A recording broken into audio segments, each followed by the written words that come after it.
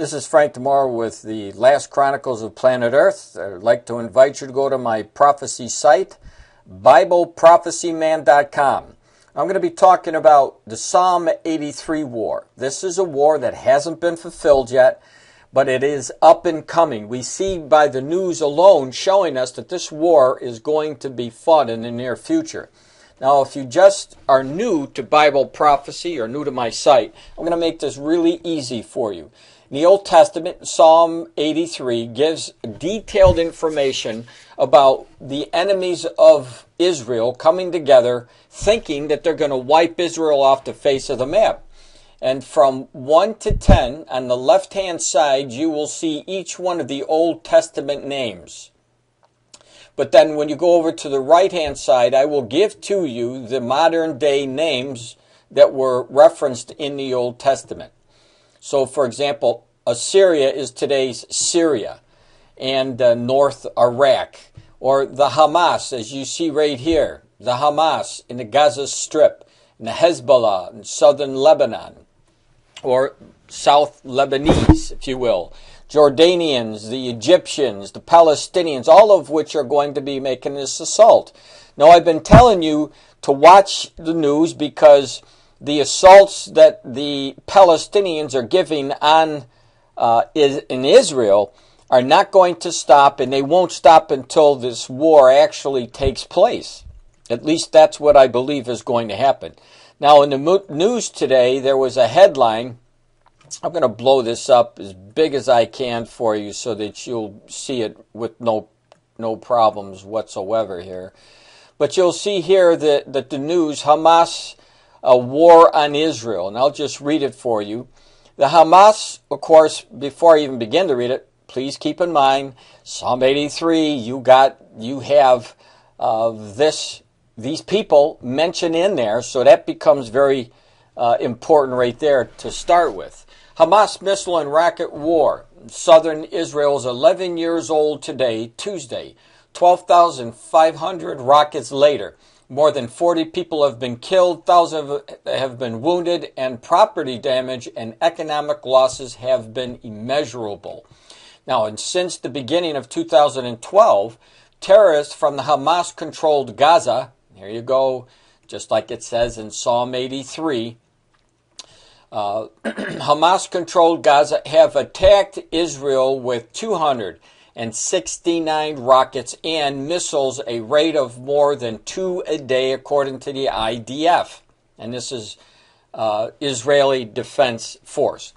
The mainstream media usually focuses on Israeli military retaliations and occasional long-scale aerial bombings of terrorists by the Oslo War, also known as the Second Intifada, has been carried out on a day-to-day basis for more than a decade, leaving a new generation growing up with almost daily trauma of running to bomb shelters and shuffling shock and amid explosions, some of them harmfully physically and some of them lethal. Now, the IDF, or the Israeli Defense Force spokesman, pointed out Tuesday that the Gaza is the same area where the government headed by Prime Minister Ariel Sharon expelled 9,000 Jews and destroyed their homes in June of 2005 as part of the disengagement program.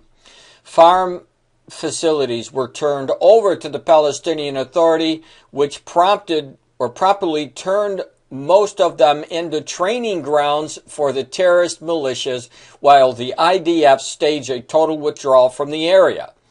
And I knew nothing good was going to come of giving this land back to them, because in the not only in the charter, the Palestinian charters calls for the destruction of Israel, but even Yasser Arafat, which I posted a couple days ago, said that his plan was to grab as much land as he could and eventually get rid of Israel. And that's been the plan, and they've been doing that.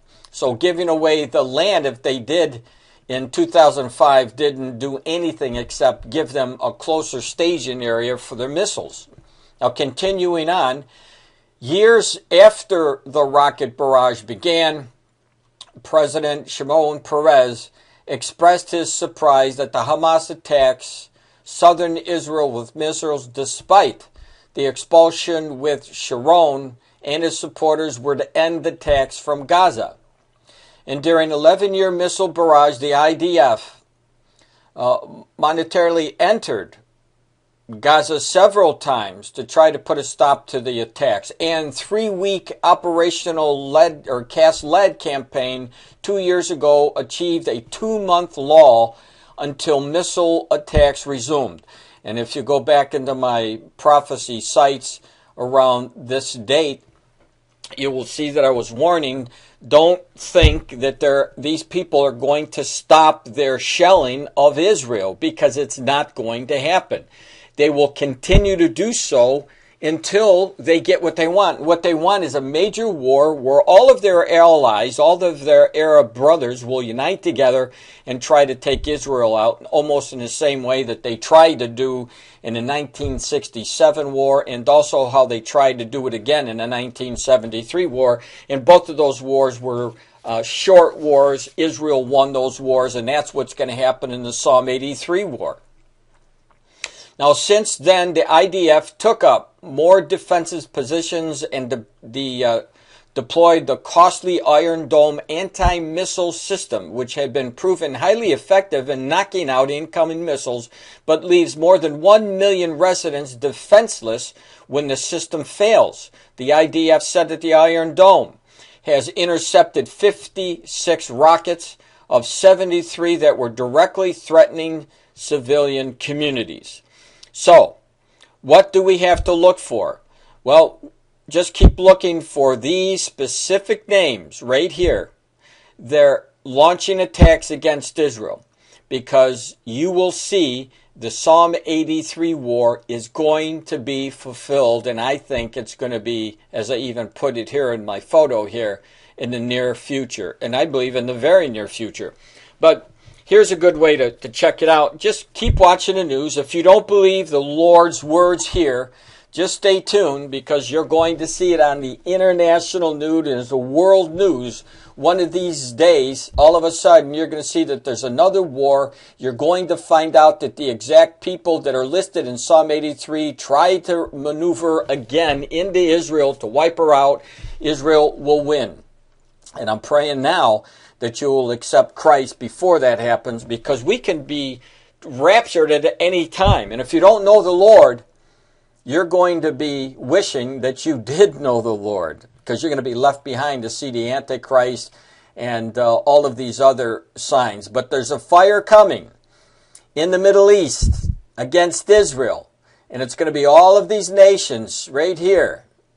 Not Iran. Iran's not going to be in this, but they are antagonizing these allies to attack Israel. But you're going to see the Middle East ignite. So get ready.